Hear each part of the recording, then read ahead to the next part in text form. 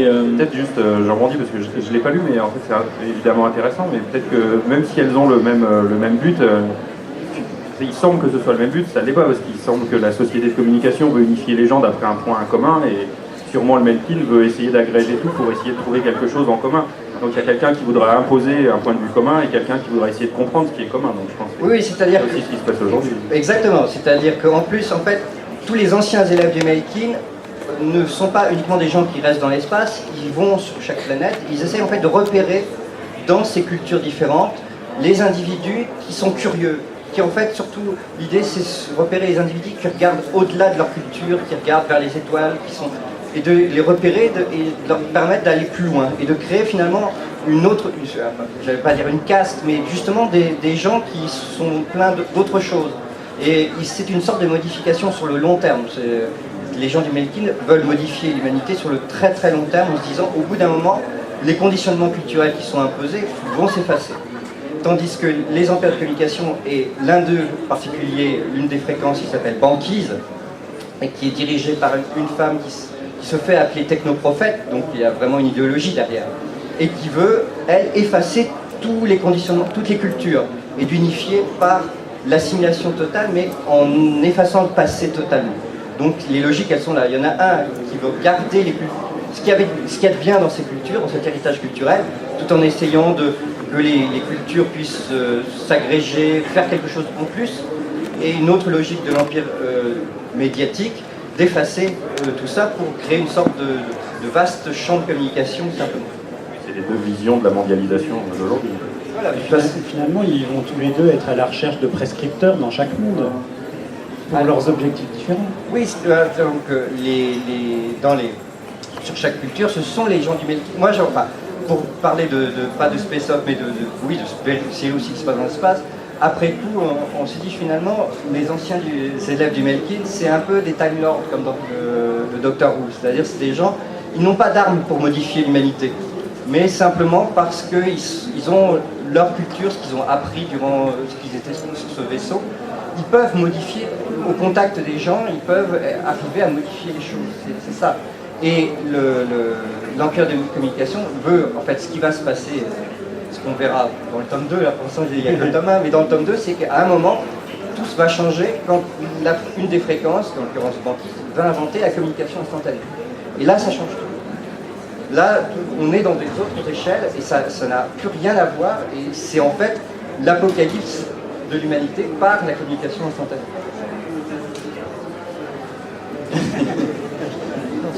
Oui, on pourrait, c'est exactement ça. En fait, on parle d'Internet et de ce genre de choses. Et finalement, il y a, les fréquences veulent abolir le concept même d'identité culturelle. Voilà, exactement. Alors que le Melkin, c'est là-dessus qu'ils travaillent, sur avoir des échanges communs en gardant une identité culturelle. Il y a un côté roman d'apprentissage aussi dans ton... Oui, alors, il faut bien voir que dans le roman, en fait, bon, il y a 3 parties, et je regarde 3 à 4 personnages à 15 ans, 30 et 45, et je regarde la société qui change comme ça à travers ces personnages. Donc, le Melkin, on suit 3 adolescents qui ont un problème d'identité, c'est l'âge justement, l'adolescence. C'est-à-dire, certains ont eu un conditionnement culturel qu'ils doivent désapprendre, ils doivent apprendre à s'ouvrir à l'autre d'une certaine manière. Donc c'est un apprentissage, ils apprennent ça en étant sur ce navire, parce que quand ils démarrent, quand ils montent sur ce navire, ils ont 12 ans. 12 ans, ça veut dire que c'est des vaisseaux qui vont à des vitesses qui s'approchent, enfin qui sont encore en dessous, mais qui s'approchent de la vitesse de la lumière, donc ils quittent toute leur famille, d'une certaine manière, ils ne la reverront jamais. Et ils vont passer une partie 5 à 6 ans sur ce navire avec d'autres gens, avec les professeurs. Ils vont créer cette communauté culturelle. Et c'est ça qui va les former, et les former à l'avenir. Ça va définir ce qu'ils vont être dans le futur. C'est ça aussi le Melkin ne se définit pas par rapport à un projet, par rapport à des méthodes pédagogiques innovantes, c'est pas le cas, mais justement par le fait de créer une communauté, créer une autre culture. Là, de Georges, finalement, c'est qu'en plus, c'était dans le monde de l'expansion, il n'y a qu'une seule race d'extraterrestres, et c'est des extraterrestres les plus décevants qu'on peut trouver, puisqu'ils prennent l'apparence que leur interlocuteur désire. C'est-à-dire qu'ils n'ont pas d'apparence propre, on ne connaît pas leur apparence propre, donc c'est pas les trucs les plus... Mais finalement les gens du Melkil, ce sont les seuls vrais extraterrestres. Le Melkil va transformer des enfants en extraterrestres. Est-ce que quand on crée un univers comme ça, la question est pour tout le monde, est-ce qu'on n'a pas la tentation de trop plaquer sur les choses qu'on connaît et l'envie de... Alors justement, est-ce qu'on a envie de plaquer vraiment sur l'actualité ou sur l'histoire ou de coller à quelque chose qui existe, ou l'envie d'essayer d'inventer un autre système, ou est-ce qu'on pense à ça, ou est-ce que c'est inconscient et Non, en fait, ce qui m'intéresse toujours dans la science-fiction, c'est justement de parler aux gens d'aujourd'hui, de problèmes d'aujourd'hui. En fait, on ne va pas parler aux extraterrestres dans 3000 ans, parce qu'on ne va pas les rencontrer. Donc, en fait, toute l'idée de la science-fiction, il y a peut-être d'autres visions, mais en tout cas la mienne, je dirais qui est presque une science-fiction au départ française, une sorte de vision comme ça, un peu sociétale, ou des choses comme ça. C'est justement de réfléchir sur les problèmes d'aujourd'hui. La science-fiction sert de loupe et puis d'amplificateur à des phénomènes, mais en fait ce qui est intéressant c'est de parler du monde dans lequel on vit, sinon moi ça me semble un peu vain, mais bon, c'est que mon point de vue. Non, je suis d'accord. C'est aussi ma vision d'une sorte de miroir grossissant, de se permettre de projeter des choses dans des conditions extrêmes pour voir ce qui pourrait en ressortir, de faire des sortes de thèses et d'antithèses sur un même sujet. Donc c'est tout le côté expérimental du récit de science-fiction qui permet d'aborder des problèmes de société, de culture, peu importe, mais de plusieurs manières transversales. Donc c'est ce que j'aime dans la science-fiction finalement. Et quand on lit, moi toute la science-fiction de ma jeunesse, Kadik, Sheckley, etc., c'était toujours une science-fiction qui parle de l'humain, parce que finalement on ne connaît pas les extraterrestres. On peut imaginer les extraterrestres, ce sera toujours des humains puisque c'est nous qui les aurons conçus. Donc c'est un peu comme vos extraterrestres, quoi. Ils auront toujours la vision, ils seront toujours une forme humaine finalement. Au point de vue construction, travail, plus dans le travail de création, est-ce qu'il n'y a pas des possibilités d'avoir un déséquilibre entre le côté macroscopique de l'Empire Galactique, du space opéra, du décor, et le côté plus du personnage en fait? Est-ce que l'un ne risque pas de prendre le pas sur l'autre? Comment on travaille sur cet équilibre? Est-ce que ça se fait naturellement, ou est-ce que, je sais pas, Jean-David, est-ce que tu as réfléchi, tu t'es dit non là je vais trop dans le, si je suis pas sur un volume, je vais trop dans le décor, ou là je suis trop près du personnage et il manque... En fait, c'est une question intéressante à laquelle je ne vais pas répondre. Alors, mais un peu si quand même, j'espère. En fait, ce qui est intéressant, c'est que nous, on a inventé sillage. Au départ, c'était un mot que j'avais dans la tête, et on a rencontré notre éditeur Guy Delcourt, qui nous a dit « J'aimerais bien que vous fassiez une BD de space opéra », parce que ce qu'on lui avait présenté avant, c'était un peu de la SIF anticipation, etc. Donc, moi, j'avais pas vraiment d'idée de space opéra, ça m'était jamais venu, parce que j'avais un côté un peu... je trouvais que ça faisait encore à l'époque un peu kitsch. J'étais revenu de Star Wars, que j'avais beaucoup aimé quand j'étais gamin, mais ça me saoulait, et ça me saoule toujours. Et donc, mais quand j'en ai parlé avec Philippe, c'était en rentrant, je sentais bien qu'il avait vraiment envie de faire ça, et j'ai compris que ça pouvait être vraiment intéressant par le regard de Philippe, ce qu'il me disait. Donc c'est un peu dékitschisé la chose. Et on avait cette idée tout de suite de convoi, donc on ne savait pas quoi en faire. Encore, c'est venu assez vite, et donc on s'est dit, bon alors ce sera que des extraterrestres, on va mettre un humain dedans, et un seul humain. Et donc on s'est dit, cet humain-là, en fait, on va le prendre, ça va être une sorte de vampire de l'espace, un mec vachement noir, vachement sombre, qui dormirait dans un caisson, puis on le réveillerait, et en fait la force de son esprit, du cerveau humain, ce serait il pourrait tuer des gens ou les tuer en fait, et aspirer dans son esprit, leur propre esprit, et le garder, et en fait le retransférer après. Ce serait ça une des possibilités du cerveau humain. Et en fait ça en faisait une série assez noire qui se passait dans le même convoi finalement.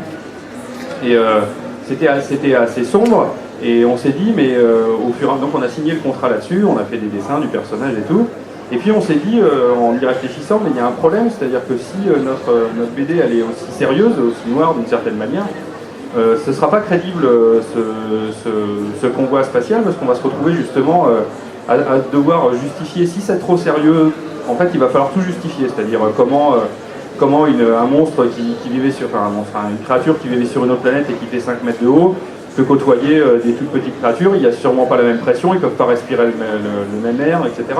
Donc ça va être super compliqué. Donc le seul moyen de rendre la chose crédible, ça va être de faire un truc plus rigolo, plus second degré, en tout cas même si les histoires sont pas rigolotes, l'environnement est plutôt sympa, donc, et en fait c'était le seul moyen qu'on a trouvé pour que ça passe facilement, pour qu'on soit pas obligé à chaque fois de se poser un problème sur chaque créature qu'on va croiser.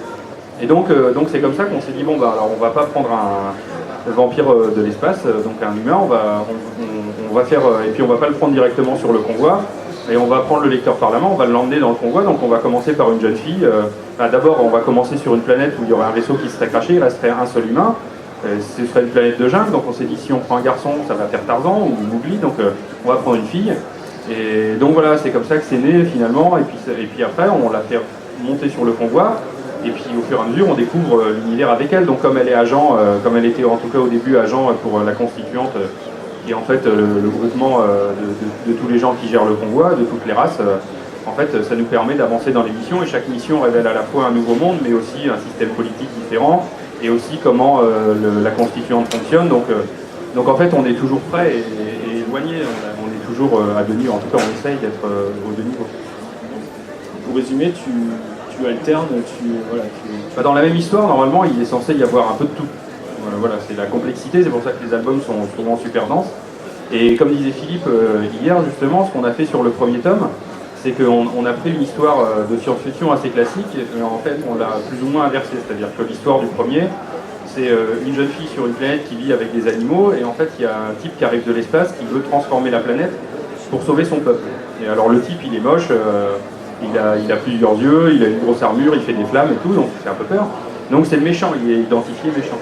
Et en fait, on apprend qu'il veut sauver son peuple, il faut qu'il change la température de la planète, parce que sa race, elle vit dans des températures plus hautes, donc il veut rapprocher la planète du soleil, et donc la jeune fille, elle sait, donc Nellis, elle sait qu'elle va brûler, que tout va mourir.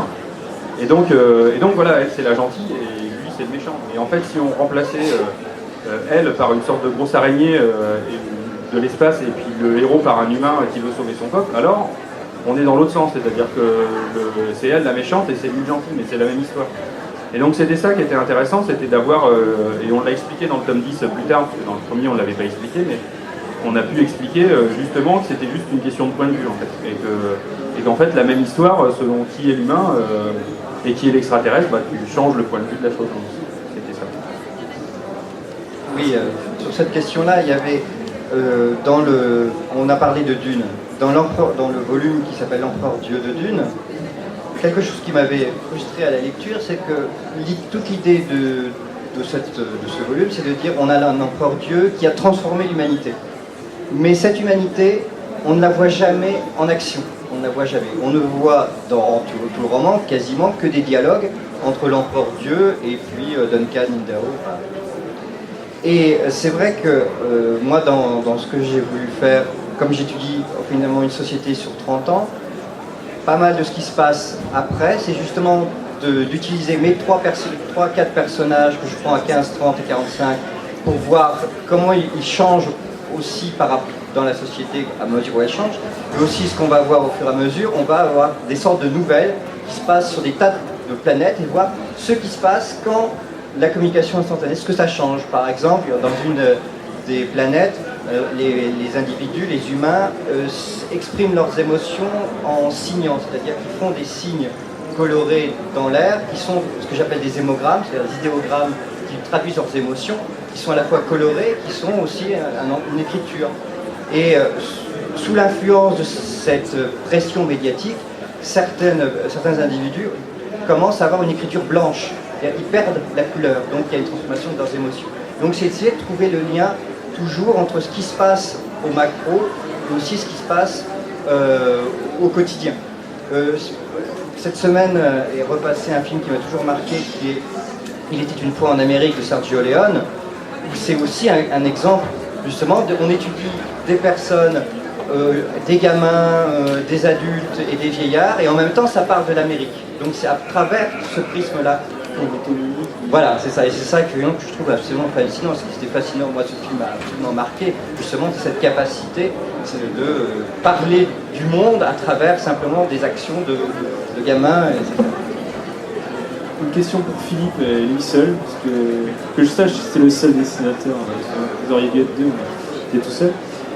quand on crée un soap opéra ou un empire galactique, on est obligé de dessiner des vaisseaux spatiaux, des extraterrestres, des créatures. Où on va chercher l'inspiration? Comment on se détache de tout ce qui a été fait avant?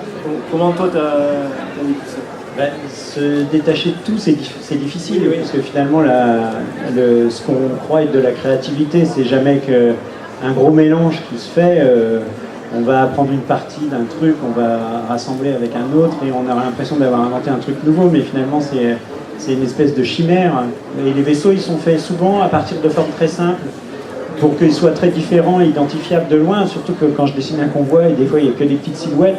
Donc ça, je me suis aperçu que finalement dessiner les petits vaisseaux en arrière-plan, c'est là où c'est le plus créatif, parce que finalement on est obligé d'aller à l'essentiel. Il faut qu'il y ait une petite silhouette identifiable, ça peut être une boule hérissée d'épines, un truc tout en longueur, un truc plat avec des volumes sur les côtés. Donc finalement ce qui est intéressant, c'est d'essayer de faire des choses très différentes. En plus, ils doivent être le reflet aussi de ce qu'il y a à l'intérieur, même si on ne le voit pas. Donc on a des trucs très, très racés et filés, on a des trucs super kitsch, vraiment moches. Parce que je me dis que toutes les machines ne sont pas belles.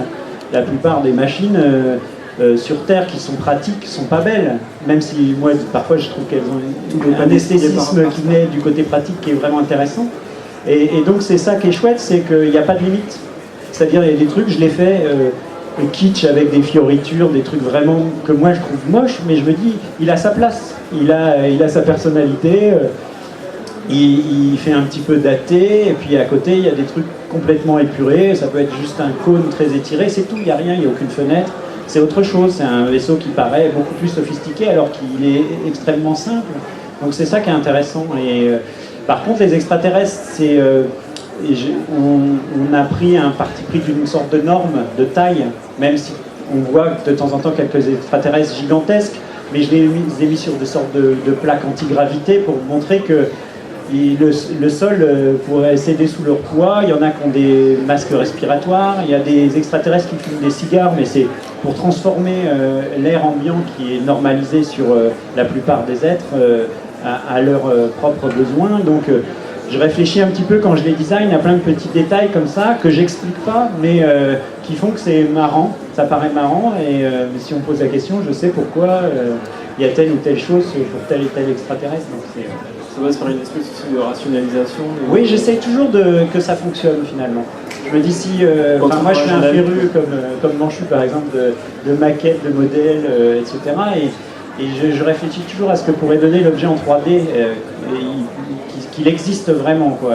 Et donc, c'est là où ça prend le plus de temps, de faire un truc hyper compliqué, après d'avoir à le dessiner vu de la poupe, alors qu'on a fait vu de l'avant, avec les mêmes fenêtres aux mêmes endroits, et là on passe un temps fou, alors que si on fait des vaisseaux différents à chaque case, ça va très vite finalement.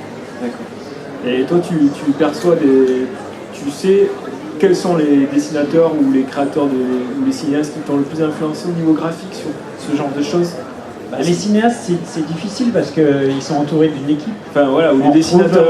Il y a des designs que je trouve super moches dans certains films, mais je me dis ça fonctionne. Dans Starship Troopers, les designs, je les trouve, c'est un peu le néant du design. C'est quelque chose qui est très daté, un peu années 80. Mais comme l'histoire a un petit côté second degré, c'est pareil, c'est une science-fiction qui ne pourrait pas exister. Et ben, du coup, je trouve que ça rajoute à ce côté second degré qu'il y a vraiment dans tout le film. Et j'aime bien finalement. Même si, par contre, si je voyais juste une maquette du vaisseau, je dirais, bon, ils ne sont pas cassés, c'est juste des grands trucs. Mais par exemple, j'avais bien aimé le travail de Ridley Scott, toute sa réflexion sur le premier Alien. J'ai pas vu le dernier. J'attends un peu la force psychologique pour y aller parce que les retours sont un peu trop négatifs pour moi. Puis le premier m'avait tellement marqué, mais il y avait une véritable volonté de rendre familier quelque chose qui ne l'est absolument pas. Et finalement, c'est tout le travail du space opéra, c'est ça. C'est-à-dire, et c'est ce qu'il a réussi, Lucas, dans Star Wars, c'est-à-dire qu'il n'y a rien de science-fiction.